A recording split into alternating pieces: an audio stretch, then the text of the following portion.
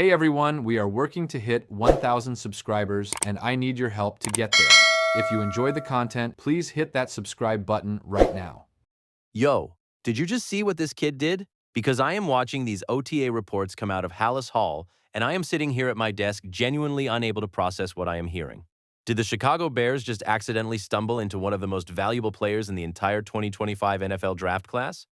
Did they just walk away from draft weekend with a fourth-round cornerback who is already, in May before a single preseason snap has been played, turning the entire secondary competition on its head? Because what is happening in Lake Forest right now is not supposed to happen this fast. Rookies are not supposed to come in and immediately challenge veterans for starting jobs in their first weeks of organized team activities. That is not how this process typically works. And yet, here we are. I'm Fave, this is Favs, and today we are going completely deep on the story that every Chicago Bears fan needs to hear right now. We are talking about the rise of Malik Muhammad, the uncomfortable reality check surrounding Tyreek Stevenson, the depth picture that is quietly shaping up to be one of the most competitive in the entire NFC, and what all of this means for a Bears defense that under Dennis Allen could be genuinely terrifying by the time September rolls around. Buckle up. This one has layers. Let me set the stage properly before we get into the meat of this, because context is everything when you are trying to understand why this Malik Muhammad story matters as much as it does. The Chicago Bears walked into this offseason with a very specific set of questions on the defensive side of the ball. The front seven was largely addressed. The pass rush has talent. Myles Garrett, and we will get to him in a moment because his offseason situation is its own fascinating subplot, brings an elite edge presence that changes how opposing offenses have to game plan. But the secondary had a real conversation to be had because everybody in the building knew that Jaylon Johnson was locked in on one side. That is not a debate. Jaylon Johnson is a legitimate number one cornerback in this league, the kind of player that opposing offensive coordinators actively scheme to avoid, and the Bears made sure he was compensated and committed accordingly. When Johnson showed up to OTAs voluntarily, and I want to emphasize that word voluntarily because veteran players of his caliber are not required to be there, it sent a message about the culture that is being constructed inside that building. This is a player who did not have to be anywhere near a practice field in May, and he chose to be there anyway. That is buy-in. That is a player who believes in where this organization is headed. But opposite Johnson? That was the question mark. That was the spot on the depth chart where nobody had a truly satisfying answer. Tyreek Stevenson was the incumbent. He was the player the Bears had invested in, the player they had shown patience with through the development process, the player who was supposed to look at this offseason as his opportunity to lock up that starting role and carry it into a contract year with confidence. That was the plan. And then OTAs started. And then a fourth-round pick from the University of Texas walked onto the practice field at Hallis Hall. And now that plan is being stress-tested in a very real and very public way. Let's talk about who Malik Muhammad actually is from the ground up, because I think there are a lot of casual Bears fans who are just now starting to hear this name, and I want you to have a complete picture before we go any further. This is a cornerback out of Texas, fourth-round selection in the 2025 NFL Draft. And I need you to understand something about that draft positioning, because it is genuinely one of the more puzzling evaluations I have seen in recent memory. Multiple analysts and draft pundits had this player graded as a second or third round talent. Multiple people who watch college football for a living, whose entire job is to evaluate prospects and project where they will land, looked at Malik Muhammad and said this is not a fourth round player. This is a player who gets taken somewhere in that 50 to 90 pick range. And yet there he was, sitting on the board deep into day 3, until the Chicago Bears stepped up and made what is looking more and more like an absolute robbery. The athletic profile alone should have pushed him up boards. We are talking about a 4.41 40-yard dash. Let me put that in perspective for you. A 4.41 is not just good for a cornerback.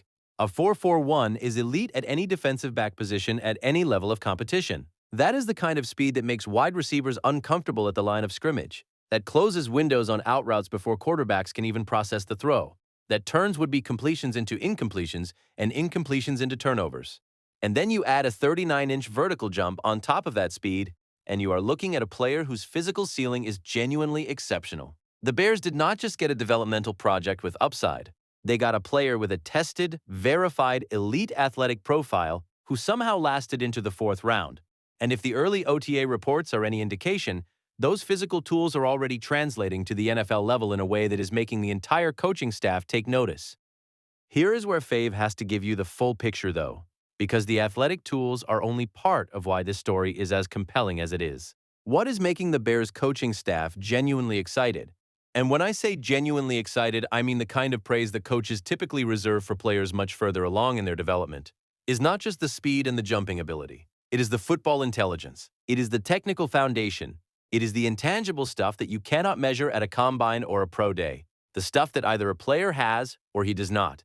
And Malik Muhammad has it in abundance. The coaches at Hallis Hall are talking about his ability to play in press man coverage. They are talking about his comfort level in zone schemes. They are talking about his processing speed, his ability to read route concepts before they fully develop, his understanding of leverage and positioning that typically takes young corners years to develop at the professional level. This is a player who arrived at his first NFL OTAs already thinking like a veteran. And when you start asking why, when you start digging into the background, the answer becomes very clear very quickly. Because here is the thing about Malik Muhammad that I did not fully appreciate until I went deep on the research for this video. And once I found this out, I genuinely could not stop talking about it. This young man does not just come from a football family. He comes from what I can only describe as a football civilization.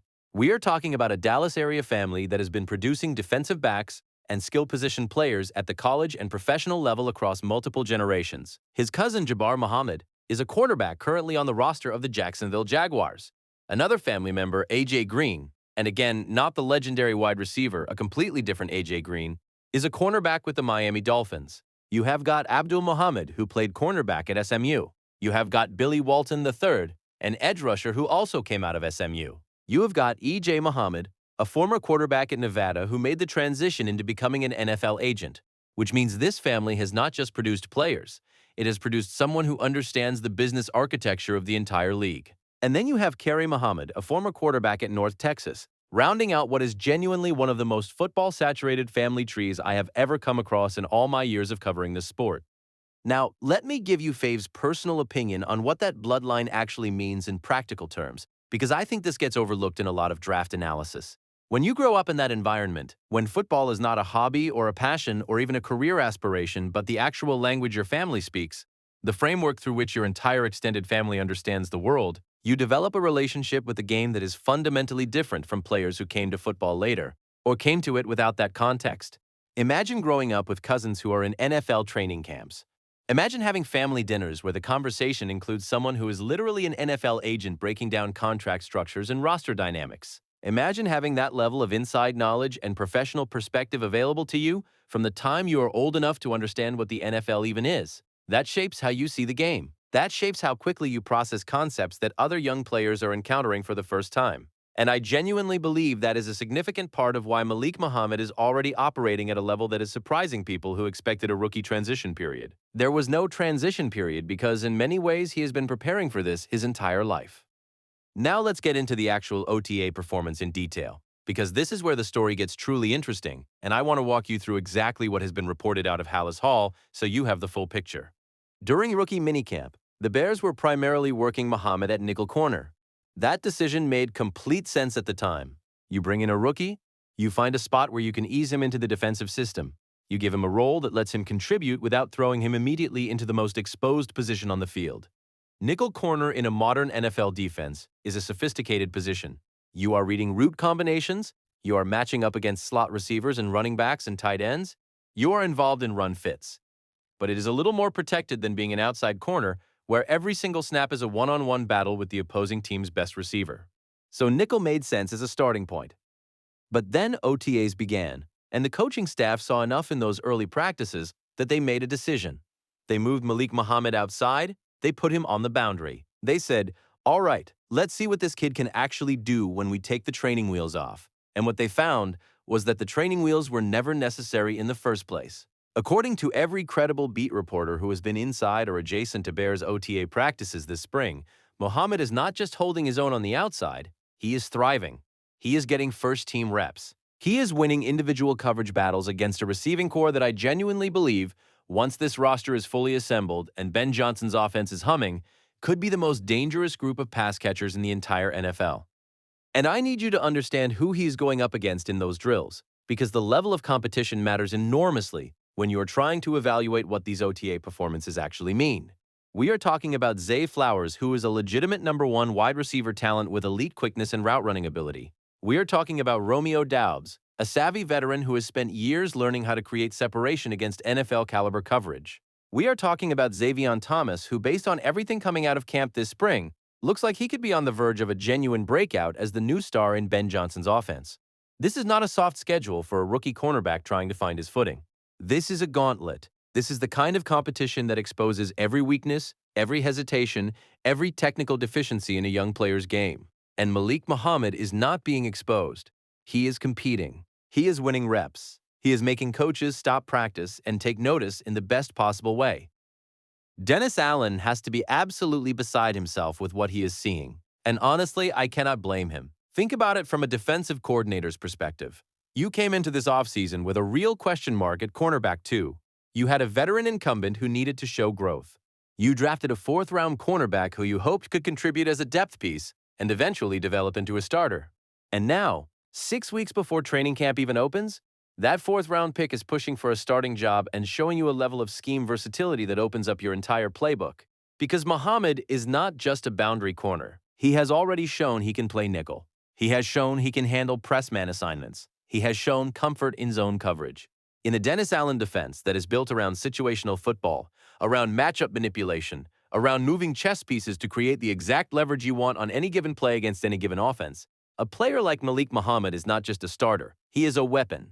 He is the kind of player that lets you do things schematically that you simply cannot do with positionally limited players. And this brings us to the part of the story that I have been building toward, because we have to talk about Tyreek Stevenson honestly and completely, and I want to do that with the full respect that he deserves as a player and as a person. Stevenson is someone I have genuinely rooted for throughout his time with this franchise. He is one of the more likable personalities on this roster. He has shown real personal growth over the past year, in ways that have been publicly acknowledged and widely praised. The reports coming out of Hallis Hall indicate that the player who showed up to these OTAs is fundamentally different in terms of focus and preparation than the player who showed up last year. He is reportedly playing with new motivation tied to fatherhood, the kind of perspective shift that changes how a young man approaches his professional responsibilities. Al Harris, who has coached defensive backs at a high level and understands this position as well as anyone on that staff, has been effusively complimentary about Stevenson's attitude and preparation this spring. All of that is real. All of that matters. All of that should be acknowledged. But here is the part that also has to be acknowledged, because this is a football analysis channel and we deal in reality here. The actual on-field performance at OTAs has been rough. There is no gentle way to say it. Stevenson has been getting beaten, burned on deep routes, caught out of position on wheel routes, struggling in exactly the coverage situations, press man assignments against fast, shifty receivers. That were the known weakness in his evaluation coming out of the University of Miami. The knock on Stevenson as a prospect was always that he had the physical tools, but sometimes struggled to stay connected to elite speed and man coverage. And what we are seeing at these OTAs is that concern showing up again at the NFL level against a Bears receiving corps that might be the fastest and most technically sophisticated group he has ever had to cover in practice. Caleb Williams is out there dropping 67-yard dimes. He is rolling right under pressure from Austin Booker, getting flushed out of the pocket, and then launching a one-legged back-on-his-heels missile 70 yards downfield to a wide-open receiver. That is a breathtaking play. That is the kind of throw that makes you remember exactly why this young man was the first overall pick in the draft. And I want to celebrate that. I want to talk about what Caleb Williams is becoming under Ben Johnson's system, because that is a genuinely exciting conversation. But there is another conversation embedded in that same play, and it involves who was supposed to be in coverage on the back end. And that conversation keeps circling back to the same name. Fave's personal take on Tyreek Stevenson? I am not ready to write him off. I am not standing here telling you that his career with the Chicago Bears is over or that he has no future in this league. That would be an overreaction to May practices, and I am not going to do that to a player I genuinely believe in as a person. What I am saying is that the margin for error in his contract year just got significantly smaller, because now it is not just a question of whether he can beat out the veteran depth options on this roster. Now there is a rookie in the building who is taking first-team reps, who has elite athleticism, who has a football pedigree that most players in this league would envy, and who, according to every report coming out of Hallis Hall, is earning the trust of the coaching staff at a rate that nobody predicted when he was selected on day 3. Let's talk about the depth picture more broadly, because I think the Stevenson versus Muhammad competition is the headline, but the full secondary depth story is actually even more encouraging for Bears fans than that individual battle suggests. Kyler Gordon has a soft tissue issue that kept him out of some team drills during OTAs. He was present but not fully participating, and that created additional urgency around finding answers at the cornerback position beyond just Jaylon Johnson. The good news is that even before you get to the Muhammad conversation, the Bears made what I think is genuinely one of the most underrated free agent signings of the entire offseason in Kyler Lewis, out of Buffalo. This is not a player who is going to lead the league in interceptions. This is not a player who is going to make the Pro Bowl and command a premium second contract.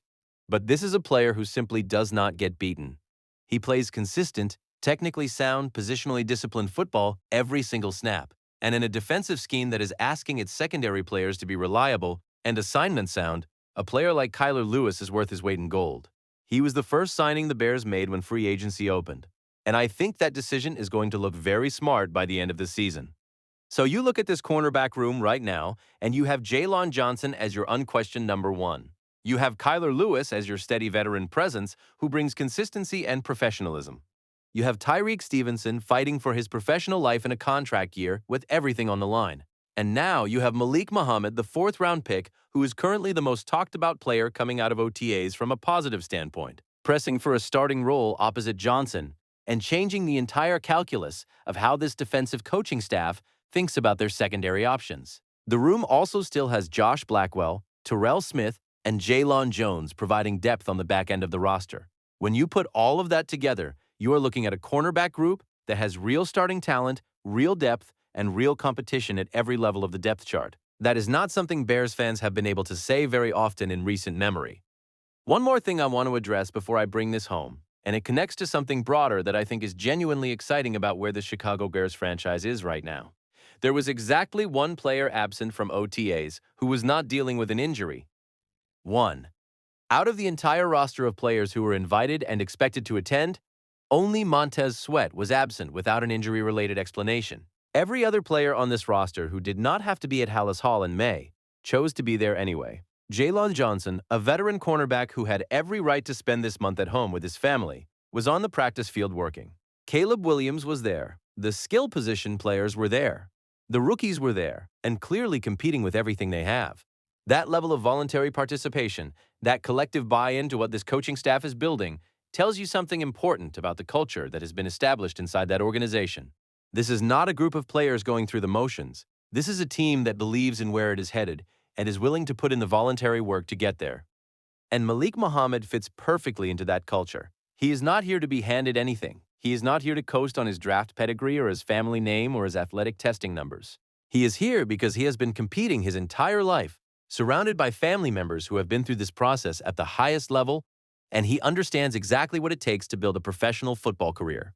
The competitive motor that the Bears coaching staff keeps praising is not a coincidence. It is the product of an entire life spent in environments where competition and excellence were the baseline expectation. Here is where Fave lands on all of this. The Chicago Bears did not just draft a depth cornerback in the fourth round. They potentially drafted their starting cornerback too for the next several years. They drafted a player with elite athleticism, elite football intelligence, elite scheme versatility, and an elite pedigree that is already translated into elite early performance at the professional level. And they got him in the fourth round because other teams slept. Other teams looked at this player and saw a developmental project, a nice depth piece, a guy who might contribute in 2 or 3 years if everything breaks right. The Bears looked at him and saw what he actually is, a finished product with starting upside who was available because draft boards made a collective mistake.